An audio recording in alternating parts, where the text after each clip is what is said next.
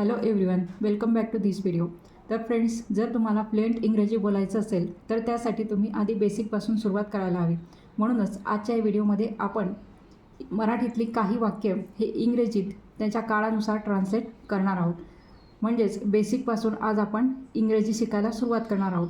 तेव्हा तुम्ही संपूर्ण व्हिडिओ स्किप न करता शेवटपर्यंत नक्की बघा. आणि व्हिडिओ जर आवडला तर व्हिडिओला नक्कीच लाईकसुद्धा करा. तर इथे बघा, मी इथे मराठी सेंटेन्सेस लिहिलेले आहेत. मी जातो, मी गेलो, मी जाईन.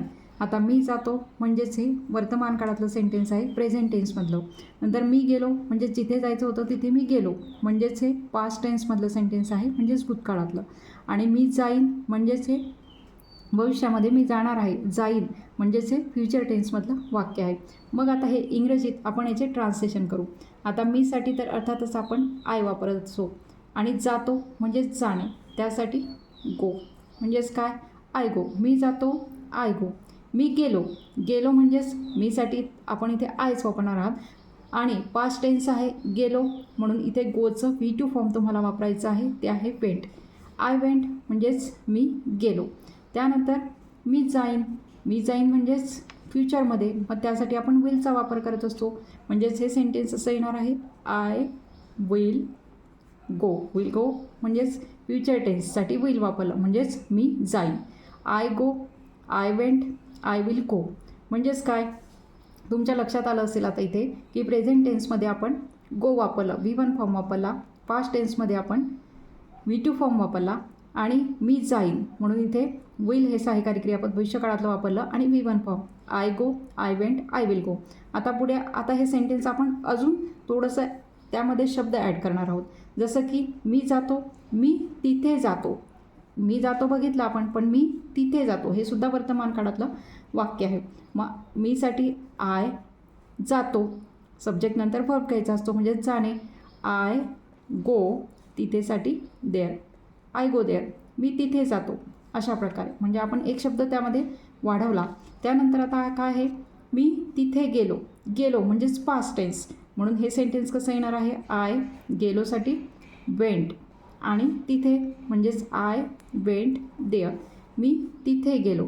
त्यानंतर आता मी तिथे जाईन म्हणजेच फ्युचर टेन्स. मग आता हे सेंटेन्स कसं येणार आहे, आय त्यासाठी सहाय्यकारी क्रियापद फ्युचर टेन्समधला विल गो देअर. बघा, आय विल गो देअर म्हणजेच काय, तर मी तिथे जाईन. अशा प्रकारे नेक्स्ट बघा, मी तिथे जाईन म्हणजेच आय विल गो देअर. नंतर मी तिथे जात नाही म्हणजेच हे कोणतं सेंटेन्स आहे, तर फ्युचर टेन्स. सॉरी, आता हे कोणतं सेंटेन्स आहे, तर प्रेझेंट टेन्समधलं. जात नाही पण निगेटिव्ह सेंटेन्स आहे. म्हणजे मी तिथे गेलो किंवा मी तिथे जातो. आता इथे वाक्य आहे मी तिथे जात नाही म्हणजेच निगेटिव्ह सेंटेन्स. मग आता हे सेंटेन्स इंग्रजीत कसं येणार, आय त्यानंतर वर्तमान काळातलं निगेटिव्ह सेंटेन्स आहे, म्हणून आपण इथे डू नॉटचं संक्षिप्त रूप डोंट वापरणार आहोत.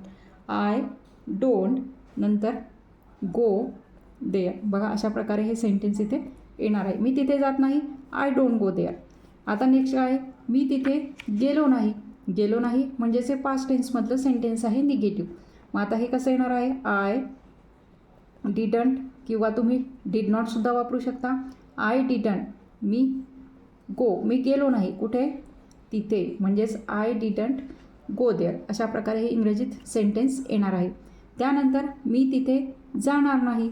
जाणार नाही म्हणजेच फ्युचर टेन्स. मग आता हे कसं येणार आहे, I will not go there. बघा, अशा प्रकारे हे सेंटेन्स मग इथे येणार आहे. I will not go there, मी तिथे जाणार नाही. आता तुमच्या फरक लक्षात आलेला असेल की मी जातो म्हणजेच आय गो, मी गेलो म्हणजेच आय वेंट पास्ट टेन्स, आणि मी जाईन म्हणजेच फ्युचर टेन्स म्हणजेच आय विल गो. त्यानंतर आपण एक शब्द वाढवला मराठीतला, मी तिथे जातो म्हणजेच आय गो देअर, आणि मी तिथे जात नाही म्हणजेच आय डोंट गो देअर. अशा प्रकारे सेंटेन्समध्ये, इंग्रजी सेंटेन्समध्ये इथे तुम्हाला हळूहळू टप्प्याटप्प्याने लक्षात येईल की तिथे कसे बदल झालेले आहेत. आता अशाच प्रकारे अजून एक वाक्य आपण बघणार आहोत. जसं की मी करतो. मी करतो म्हणजेच हे प्रेझेंट टेन्समधलं वाक्य आहे. म्हणजेच मीसाठी आय आणि करणे म्हणजेच डू, आय डू, मी करतो. नंतर काय आहे, मी केले म्हणजेच करून झालेले आहे जे काही करायचं होतं ते, म्हणजेच हे पास्ट टेन्समधलं सेंटेन्स आहे. म्हणजेच आता आय डूचा पास्ट फॉर्म तुम्हाला इथे घ्यावा लागेल, तो आहे डिड. आय डिड, म्हणजेच याचा अर्थ काय झाला की मी केले. त्यानंतर मी करेन, म्हणजेच हे काय झालं फ्युचर टेन्समधलं वाक्य. आता वरती पण आपण असं वाक्य बघितलं आहे. मग त्यासाठी आपण काय वापरतो, विल हे हेल्पिंग वर्ब, म्हणजेच काय आय विल डू. मी करेन, आय विल डू. आता मी करतो, मग आता त्यामध्ये अजून एक शब्द आपण जर केला, ॲड केला, तर मी माझे काम करतो. मी करतो म्हणजेच आय डू, आणि मी माझे काम करतो म्हणजे हे सेंटेन्स मग आता इंग्रजीमध्ये कसं येईल, आय, त्यानंतर माझे काम, याच्यासाठी माय वर्क हे तर येणारच आहे. पण आपण काय घेतलेलं आहे की मी माझे काम करतो, म्हणजेच आय डू. मी करतो काय, माझे काम, म्हणजेच माय वर्क. अशा प्रकारे हे सेंटेन्स इथे येणार आहे, आय डू माय वर्क. त्यानंतर मी माझे काम करत नाही, म्हणजे निगेटिव्ह सेंटेन्स, प्रेझेंट टेन्समधलं निगेटिव्ह सेंटेन्स. म्हणजे आता इथे आय डू माय वर्क असं हवं. मी माझे काम करत नाही, म्हणजेच आय डूला आपल्याला काय लावावं लागेल, इथे डू म्हणजे करणे, यासाठी वापरलेलं आहे. मग आता इथे निगेटिव्ह सेंटेन्स आपल्याला वर्तमान काळातलं बनवायचं आहे. हे मेन वर्ब आहे, लक्षात ठेवायचं. मग आता करत नाही म्हणजे याचं हेल्पिंग वर्ब आपण घेणार आहोत डू नॉट. डू नॉटचं संक्षिप्त रूप डोंट आपण इथे घेतलेलं आहे. डू नॉट जरी वापरलं तरी चालते. I don't do my work. अशा प्रकारे मग हे सेंटेन्स इथे येणार आहे. बघा, मी माझे काम करतो म्हणजे आय डू माय वर्क. मी माझे काम करत नाही म्हणजेच I do not do my work किंवा I don't do my work. इथे डू हे मेन वर्ब आहे, लक्षात ठेवायचं. आणि हे इथे हेल्पिंग वर्ब आपण इथे घेतलेलं आहे निगेटिव्ह फॉर्ममध्ये, डोंट, हे लक्षात ठेवायचं. त्यानंतर आता नेक्स्ट बघा, मी माझे काम केले. काम केले म्हणजे जे काही करायचं होतं ते काम करून झालेलं आहे, म्हणजेच हा पास्ट टेन्स झाला. मग आता आपण वरती काय बघितलं, मी केलेसाठी आय डीड. मग आता इथे म्हणजेच इथे काय येणार आहे, आय डीड माय वर्क. म्हणजेच काय, मी माझे काम केले, आय डीड माय वर्क. त्यानंतर आता मी माझे काम केले नाही, म्हणजेच पास्ट टेन्समधलं हे निगेटिव्ह सेंटेन्स. मग मी केले म्हणजेच आय, आणि केले नाही म्हणजेच इथे नकारार्थी वाक्य आहे, म्हणजेच इथे आपल्याला काय करावं लागेल, नॉटचा उपयोग करावा लागेल हेल्पिंग वर्ब घेऊन. आय डिड नॉट किंवा I didn't do my work. बघा, अशा प्रकारे मग हे वाक्य इंग्रजीमध्ये येणार आहे. I didn't do my work. मी माझे काम केले नाही. मी माझे काम केले म्हणजे आय डिड माय वर्क, आणि मग मी माझे काम केले नाही म्हणजे I did not do my work. अशा प्रकारे आता इथे डीड घेतला, इथे डू घेतला, कारण इथे डीड आलेला आहे म्हणून इथे त्याचं डू झालेलं आहे, लक्षात ठेवायचं. त्यानंतर नेक्स्ट काय आहे, मी माझे काम करेन, म्हणजेच फ्युचर टेन्समधलं हे सेंटेन्स आहे. म्हणजेच हे सेंटेन्स कसं येणार आहे, आय, नंतर हेल्पिंग वर्ब. फ्युचर टेन्समध्ये काय वापरतात, विल. आय विल डू, मी करेन, काय करेन, माय वर्क. बघा, अशा प्रकारे हे सेंटेन्स इथे टप्प्याटप्प्याने इथे शब्द वाढवून आपण ही वाक्य इथे तयार केलेली आहे. I will do my work म्हणजेच मी माझे काम करेन. पण आता नेक्स्ट आहे, मी माझे काम करणार नाही. मी माझे काम करणार नाही म्हणजेच निगेटिव्ह फ्युचर टेन्समधलं. मग आता हे सेंटेन्स कसं येणार आहे, आय विल नंतर आपल्याला नॉट वापरायचं आहे. I will not do my work.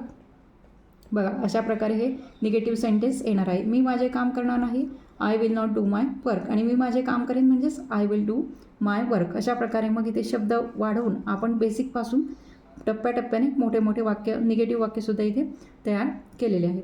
आता नेक्स्ट बघा, मी येतो. मी येतो म्हणजेच आय, येणे म्हणजेच कम. आय कम म्हणजेच हे प्रेझेंट टेन्समधलं आहे, म्हणून मी येतो, आय कम. आणि मी आलो म्हणजे मी येऊन गेलो, म्हणून आपण इथे काय घेणार, कमचं P2 फॉर्म केम. आय केम म्हणजेच मी आलो.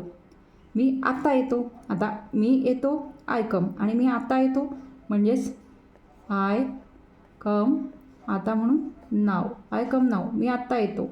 आता नेक्स्ट बघा, मी काल आलो. मी काल आलो. आलो म्हणजेच पास्ट टेन्स आहे, म्हणजेच हे सेंटेन्स कसं होईल, I came yesterday. I came yesterday, मी काल आलो. आणि आता आपण जसं इथे घेतलो, मी येतो म्हणजेच आय कम, आणि मी येत नाही म्हणजेच हे प्रेझेंट टेन्समधलं निगेटिव्ह सेंटेन्स आहे.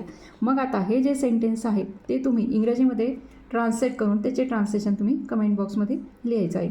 तर अशा प्रकारे आजच्या व्हिडिओमध्ये आपण बेसिकपासून सुरू करून मराठी वाक्यामध्ये शब्द एक एक ॲड करून त्याप्रमाणे आपण इंग्रजी वाक्यही ट्रान्सलेट केलेली आहेत. तेव्हा तुम्हाला आजचा माझा व्हिडिओ कसा वाटला ते कमेंट करून नक्की सांगा आणि व्हिडिओ जर आवडला असेल तर व्हिडिओला नक्कीच लाईक करा, शेअर करा.